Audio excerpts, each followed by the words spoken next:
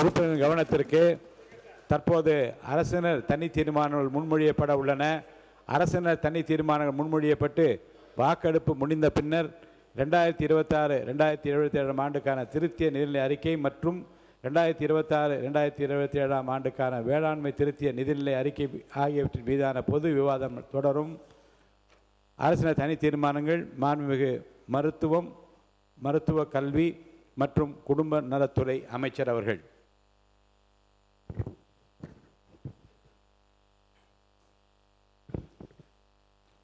மாண்புமிகு பேரவைத் தலைவர் அவர்களே, மாண்புமிகு தமிழக முதலமைச்சர் அவர்களே, அமைச்சர் பெருமக்களே, மாண்புமிகு எதிர்க்கட்சி தலைவர் அவர்களே, முன்னாள் முதலமைச்சர் அவர்களே, முன்னாள் அமைச்சர்களே, மூத்த உறுப்பினர்களே மற்றும் அனைத்து சட்டமன்ற உறுப்பினர்களே, உங்கள் அனைவருக்கும் என் பணிவான வணக்கங்கள்.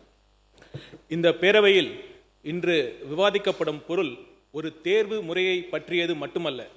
தமிழ்நாட்டின் சமூக நீதி, மாணவர்களின் எதிர்காலம், கல்வி சமத்துவம், மாநில உரிமை மற்றும் இந்திய கூட்டாட்சி தத்துவத்துடன் தொடர்புடைய மிக முக்கிய பிரச்சனையாகும். மருத்துவ கல்வி என்பது வெறும் தொழில்முறை கல்வி மட்டுமல்ல, அது மனித உயிர்களை காப்பாற்றும் உன்னத பணிக்கான கல்வி ஆகும். அந்த கல்விக்கான வாய்ப்பு பொருளாதார வசதி உள்ளவர்களுக்கு மட்டுமல்லாமல் திறமையும் அர்ப்பணிப்பும் கொண்ட ஒவ்வொரு மாணவருக்கும் சமமாக கிடைக்க வேண்டும் என்பதே தமிழ்நாடு அரசின் நிலைப்பாடாகும். மாண்புமிகு பேரவைத் தலைவர் அவர்களே, தமிழ்நாடு பல்லாண்டு காலமாக சமூக நீதியை அடிப்படையாக கொண்ட கல்வி கொள்கையை வெற்றிகரமாக நடைமுறைப்படுத்திய மாநிலமாகும். 12ஆம் வகுப்பு பொதுத் தேர்வு மதிப்பெண்களின் அடிப்படையில் மருத்துவ மாணவர் சேர்க்கை வழங்கப்பட்ட காலத்தில் கிராமப்புற ஏழை மாணவர்கள், அரசு பள்ளி மாணவர்கள், முதல் தலைமுறை பட்டதாரிகள், சமூக ரீதியாக ஒடுக்கப்பட்ட பிரிவினரை சேர்ந்த மாணவர்கள் ஆகியோருக்கு மருத்துவ கல்வியில் குறிப்பிடத்தக்க வாய்ப்புகள் கிடைத்தன. அந்த கொள்கையின் பலனாகவே இன்று இந்தியாவில் சிறந்த பொது சுகாதார கட்டமைப்பை கொண்ட மாநிலங்களில் தமிழ்நாடு முன்னணியில் திகழ்கிறது.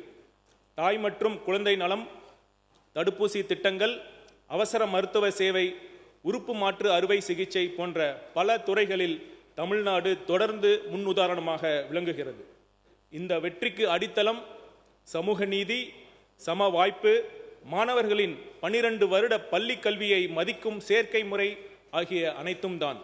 ஆனால் நீட் அறிமுகமான பிறகு இந்த அடிப்படை சமநிலை சீர்குலைந்துள்ளது என்று தமிழ்நாடு அரசு தொடர்ந்து சுட்டிக்காட்டி வருகிறது. மாண்புமிகு பேரவைத் தலைவர் அவர்களே, ஒரு மாணவர் 12 ஆண்டுகள் பள்ளியில் கற்ற கல்வியை விட ஒரு நாளில் நடைபெறும் ஒரு தேர்வு அவரது எதிர்காலத்தை தீர்மானிக்கக்கூடாது. இது கல்வியின் உண்மையான நோக்கத்திற்கும் பள்ளி கல்வியின் மதிப்பிற்கும் முரணானதாகும். நீட் தேர்வு நடைமுறையில் தனியார் பயிற்சி மையங்கள் தான் பெரிதும் பயன்பெறுகின்றன. பல குடும்பங்கள் தங்களது குழந்தைகளின் நீட் பயிற்சிக்காக பெரும் தொகையை செலவழிக்க வேண்டிய நிலை உருவாகியுள்ளது. பொருளாதார வளம் கொண்ட குடும்பங்களைச் சேர்ந்த மாணவர்களுக்கு இது கூடுதல் வாய்ப்பை வழங்குகிறது. ஆனால் அதே சமயம் கிராமப்புற மாணவர், அரசு பள்ளி மாணவர், தினக்கூலி தொழிலாளியின் குழந்தை அல்லது விவசாயியின் குழந்தை அதே அளவிலான பயிற்சியை பெற முடியுமா என்பதுதான் தமிழ்நாடு எழுப்பும் அடிப்படை கேள்வியாகும்.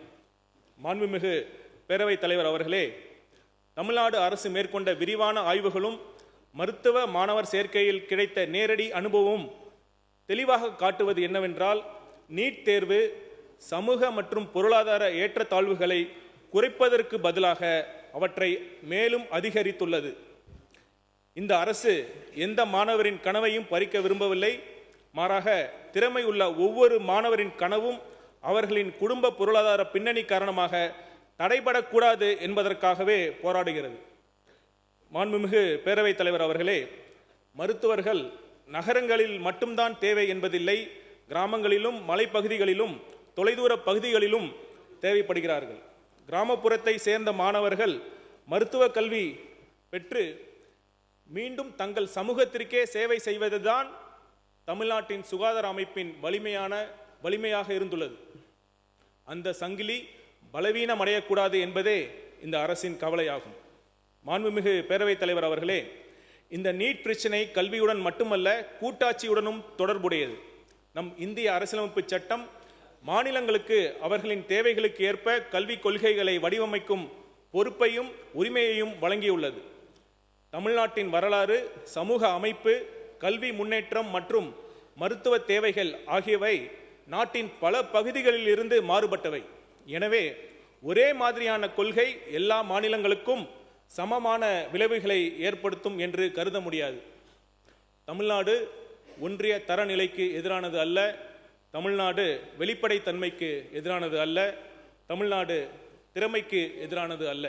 ஆனால் அதே சமயம் சமூக நீதியை பாதிக்கும், சம வாய்ப்பை குறைக்கும், மாநிலங்களின் தனித்துவத்தை புறக்கணிக்கும் எந்த ஒரு முயற்சியையும் எந்த ஒரு தேர்வையும் ஏற்க முடியாது என்பதே இந்த அரசின் நிலைப்பாடாகும். நீட் தேர்வுதான் தகுதிக்கான எல்லை என்றோ அளவீடு என்றோ யாரும் நினைக்கவே தேவையில்லை. நீட் தேர்வில் தேர்ச்சி பெற இயலவில்லை என்றால் அந்த மாணவர்கள் தகுதி குறைபாடு உள்ள மாணவர்கள் என்று அர்த்தம் கொள்ள தேவையில்லை.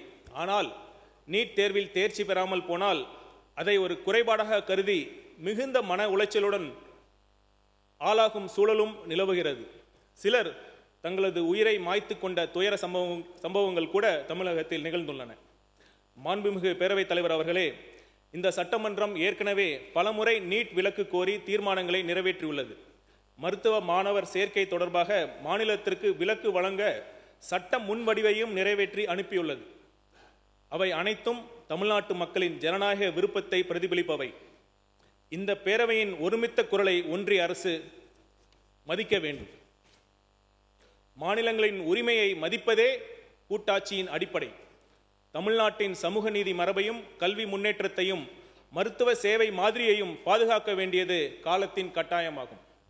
நீட் தேர்விலிருந்து மாநிலத்திற்கு விலக்கு அளிக்கும் வகையில் தமிழ்நாடு இளநிலை மருத்துவ படிப்புகளுக்கான சேர்க்கை சட்டம் முன் வடிவை தமிழ்நாடு சட்டமன்ற பேரவை 2021 ஒருமனதாக நிறைவேற்றி இருந்தும் மேதகு குடியரசுத் தலைவர் அவர்களால் அச்சட்டம் முன் வடிவிற்கு ஏற்பிசைவு நிறுத்தி வைக்கப்பட்டுள்ளது.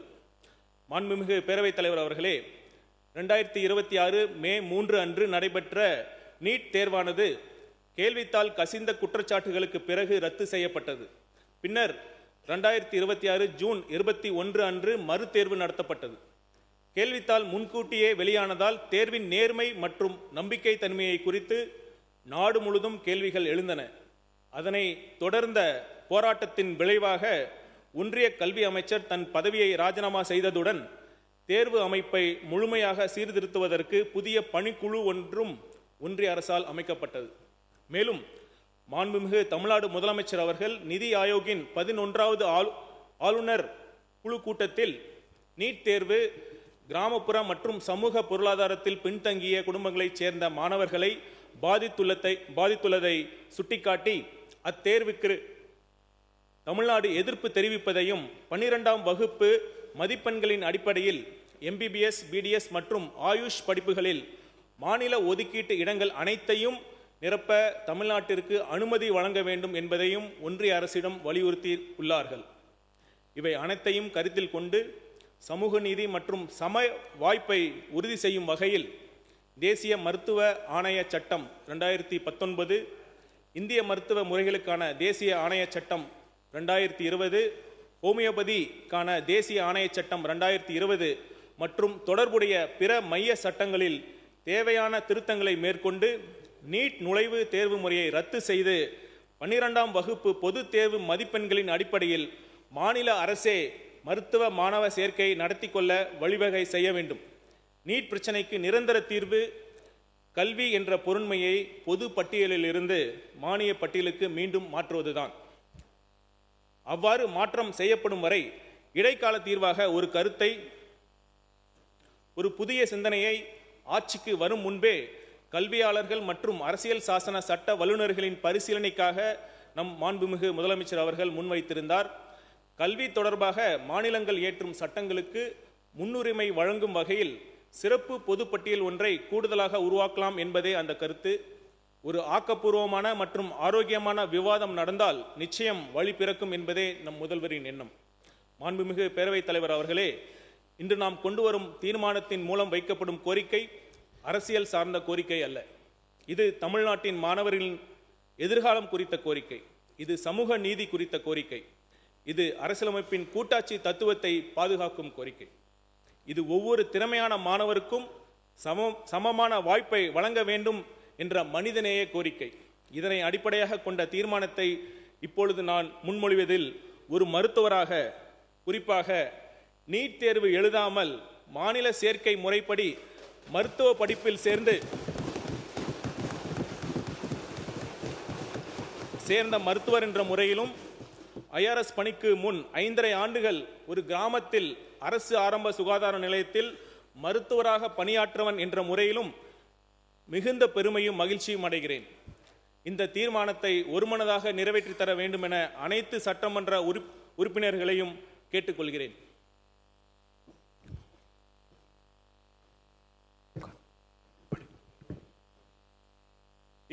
அரசினர் தனி தீர்மானம். மாண்புமிகு பேரவைத் தலைவர் அவர்களே, தேசிய தகுதி மற்றும் நுழைவுத் தேர்வு முறை, அதாவது நீட், சமூக நீதி, சமத்துவம் மற்றும் மாநிலங்களின் உரிமைகளுக்கு எதிரானது என்று தமிழ்நாடு அரசு தொடர்ந்து வலியுறுத்தி வருகிறது. தமிழ் வழியில் கல்வி பயிலும் மாணவர்கள், கிராமப்புற மற்றும் சமூக பொருளாதாரத்தில் பின்தங்கிய மாணவர்கள் ஆகியோரின் மருத்துவ கல்வி வாய்ப்புகளை இத்தேர்வு முறை பெரிதும் பாதிக்கிறது. நீட் தேர்வானது வரம்பின்றி அதிக அளவில் கட்டணம் வசூலிக்கும் பயிற்சி மையங்கள் பெருகுவதற்கு வழிவகுத்துள்ளது. மாணவர்களின் கவனத்தை பள்ளி பாடத்திட்டத்தை பயில்வதிலிருந்து திசை திருப்பி நீட் பயிற்சியில் மட்டுமே முழு கவனத்தை செலுத்த கட்டாயப்படுத்துகிறது. 12 ஆண்டுகள் பள்ளி கல்வியை புறந்தள்ளி ஒரு நாள் நுழைவுத் தேர்வே மாணவர்களின் உயர்கல்வியை தீர்மானிக்கும் நிலை ஏற்பட்டுள்ளது. நீட் தேர்விலிருந்து மாநிலத்திற்கு விலக்கு அளிக்கும் வகையில் 2021ஆம் ஆண்டு தமிழ்நாடு இளநிலை மருத்துவ படிப்புகளுக்கான சேர்க்கை சட்ட முன்வடிவை தமிழ்நாடு சட்டமன்ற பேரவை ஒருமனதாக நிறைவேற்றி இருந்தும் மேதகு குடியரசுத் தலைவர் அவர்களால் அச்சட்ட முன்வடிவிற்கு ஏற்பிசைவு நிறுத்தி வைக்கப்பட்டுள்ளது. தொடர் வினாத்தாள் கசிவுகள் மற்றும் முறைகேடுகளால் நீட் இளநிலை 2026 தேர்வு ரத்து செய்யப்பட்டு மறுதேர்வு நடத்தப்பட்ட நிலையில் லட்சக்கணக்கான மாணவர்களுக்கு சொல்லொன்னா துயரமும் இளம் மாணவர்கள் உயிரிழப்பும் ஏற்பட்டு நாடு முழுவதும் உள்ள மாணவர்களின் நம்பிக்கையை இத்தேர்வு முறை முற்றிலும் இழந்துள்ளது. எனவே இத்தேர்வு முறை அகற்றப்பட வேண்டும்.